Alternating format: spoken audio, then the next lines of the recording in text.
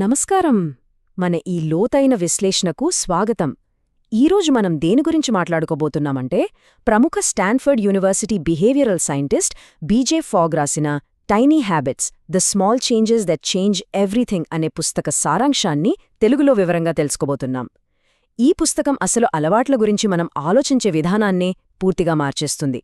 జీవితంలో మనకు కావలసిన స్థిరమైన మార్పులను ఏమాత్రం కష్టపడకుండా ఎంత తేలిగ్గా సాధించవచ్చో ఈరోజు చాలా స్పష్టంగా చూద్దాం.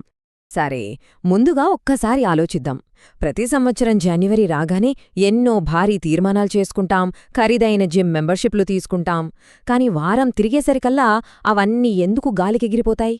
మన చుట్టూ ఉన్న సమాజం ఎప్పుడూ ఒకటే చెబుతుంటుంది కదా, మార్పు రావాలంటే కఠినమైన క్రమశిక్షణ ఉండాలి, విపరీతమైన విల్ పవర్ ఉండాలి అని. కాని నిజం చెప్పాలంటే కేవలం ఆ పట్టుదల మీదే ఆధారపడి భారీ లక్ష్యాలను సాధించాలనుకోవడం శాస్త్రీయంగా అస్సలు పనిచేయని విధానమని ఫాగ్ తన ప్రయోగాల ద్వారా నిరూపించారు.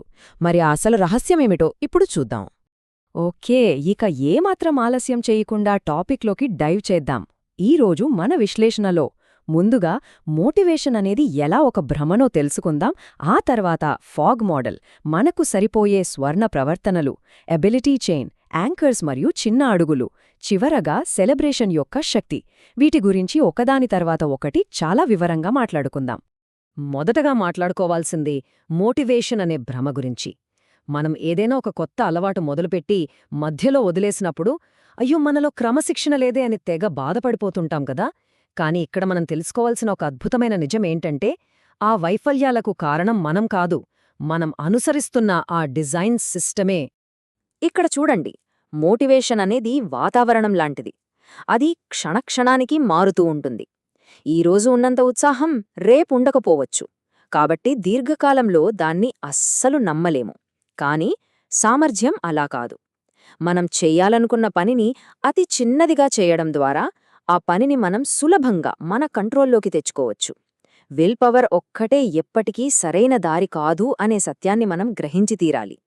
ఇక రెండవ దశ ఫాగ్ బిహేవియర్ మోడల్. అసలొక ప్రవర్తనను ఒక శాస్త్రీయ ఫార్ములాగా మార్చడం ఎలాగో ఇక్కడ చూద్దాం. దీన్నే బీ బై మ్యాప్ అంటారు. అంటే ఒక ప్రవర్తన జరగాలంటే మోటివేషన్, సామర్థ్యం మరియు ప్రాంప్ట్ అనే ఈ మూడు అంశాలు ఒకే ఖచ్చితమైన క్షణంలో కలవాలి. అవును, ఆ మూడు ఒకేసారి జరగాలి. వీటిలో ఏ ఒక్కటి లోపించినా సరే మనమనుకున్నా పని అస్సలు జరగదు. ఇక్కడ నిజంగా ఆసక్తికరమైన విషయమేమిటంటే, ఈ మూడింటినీ వాడుకొని మన విజయాన్ని మనమే గ్యారంటీ చేసుకోవచ్చు. మోటివేషన్ అనేది మన ఆశ లేదా భయం నుండి పుట్టే ఒక లోపలి కోరిక. సామర్థ్యం అంటే ఆ పని చేయటం మనకు ఎంత సులభం అనేది. ఇక ప్రాంప్ట్ అంటే ఆ పని చేయటానికి మనకెదురయ్యే ఒక ట్రిగ్గర్ లేదా రిమైండర్. ఈ మూడింటి బ్యాలెన్స్ని పట్టుకోవటమే ఈ సూత్రం వెనుక ఉన్న అసలు రహస్యం. ఓకే, ఇక మూడవ దశ గోల్డెన్ బిహేవియర్స్ని కనుక్కోవడం. అసలు మనకు కావలసిన ఖచ్చితమైన ప్రవర్తనలను ఎలా వెతికి పట్టుకోవాలో చూద్దాం. ఉదాహరణకు, నేను బాగా నిద్రపోవాలి అని గాలిలో కోరిక పెట్టుకోవడం మనకు అలవాటే కదా. కాని అలా కాకుండా దానికి పరిష్కారంగా 20 వేరువేరు చిన్న చిన్న పనులను మనం బ్రెయిన్ స్టార్మ్ చేయాలి. దీన్నే స్వార్మ్ ఆఫ్ బిజ్ అంటారు. అంటే గదిలో చీకటిగా ఉండే కటేన్స్ కొనడం, ఫోన్ వేరే గదిలో పెట్టడం లాంటి చాలా స్పష్టమైన పనులను రాసుకోవాలి. అయితే ఆ రాసుకున్న వాటిలో అన్ని పనులు మనం చేయలేము. అందుకే ఇక్కడ ఫోకస్ మ్యాపింగ్ చేయాలి. ఎక్కువ ప్రభావం చూపిస్తూనే మన రోజువారీ జీవితంలో చేయడం అత్యంత సులభంగా ఉండే పనులే ఈ గోల్డెన్ బిహేవియర్స్. ఉదాహరణకు, నిద్రకోసం పడుకునే ముందు లావెండర్ బాత్ చేయడం సులభం మరియు చాలా ప్రభావవంతమైనది. అంతేకాని ఖరీదైన పరుపు కొనడం లాంటి కష్టమైన పనులు ఆచరణలో సాధ్యం కావు కదా.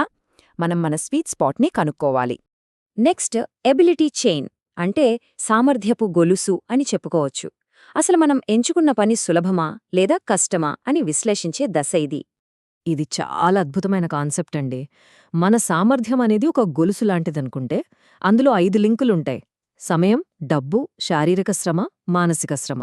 అలాగే మన ప్రస్తుత దినచర్యకు అది సరిపోతుందా లేదా అనేది.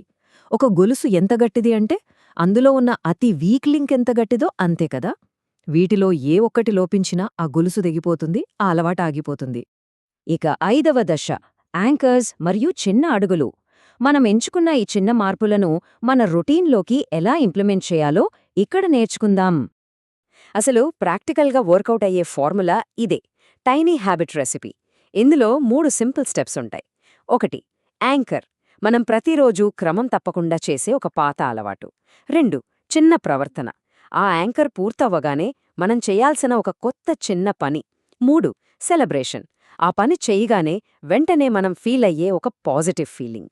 ముందుగా ఉన్న ఒక పాత యాంకర్కి కొత్త అలవాటును ముడిపెట్టడం ఎలాగో ఈ రెసిపీ క్లియర్గా చూపిస్తుంది. మన రోజువారీ జీవితంలో ఇది ఎలా ఉంటుందో గమనిద్దాం.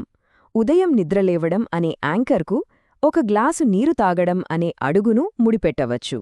అలాగే మంచం దిగగానే వెంటనే పరుపును సర్దడం లేదా డెస్క్ దగ్గర కూర్చోగానే 2 సార్లు శ్వాస తీసుకోవడం. చూసారుగా, ఇలా పాత యాంకర్స్కి అతి చిన్న అడుగులను జోడించడం వల్ల ఏమాత్రం ఒత్తిడికి గురికాకుండానే మన జీవితంలో భారీ మార్పులను తీసుకురావచ్చు. 6వ దశ, సెలబ్రేషన్ శక్తి. కొత్త అలవాట్లు ఏర్పరచుకునే ప్రయాణంలో బహుశా అత్యంత ముఖ్యమైన, కానీ అందరూ వదిలేసే విభాగం ఇదే. ఇక్కడ అసలు విషయం ఏంటంటే, షైన్ అనే కాన్సెప్ట్ను అర్థం చేసుకోవడం. మనం ఒక చిన్న పని చేయగానే మనలో కలిగే ఆ స్వచ్ఛమైన తక్షణ విజయ భావననే షైన్ అంటారు. ఈ మొత్తం సిస్టమ్ని కలిపి ఉంచే ఫెవికాల్ లాంటిది ఇదే. మన మెదడును ఇబ్బంది పెట్టడం ద్వారా కాదు, దానికొక మంచి ఫీలింగ్ లేదా సంతోషాన్ని ఇవ్వడం ద్వారానే మనం అత్యుత్తమంగా మారగలం అని సైన్స్ నిరూపిస్తోంది. అలాగే పర్ల్ హ్యాబిట్స్ అని ఇంకో అద్భుతమైన కాన్సెప్ట్ ఉంది. ఒక ముత్యం ఎలా తయారవుతుందో తెలుసా? ఆల్చిప్పలో ఒక ఇసుక రేణువు గుచ్చుకోవడం వల్ల కలిగే చికాకునే అది నెమ్మదిగా ముత్యంగా మారుస్తుంది.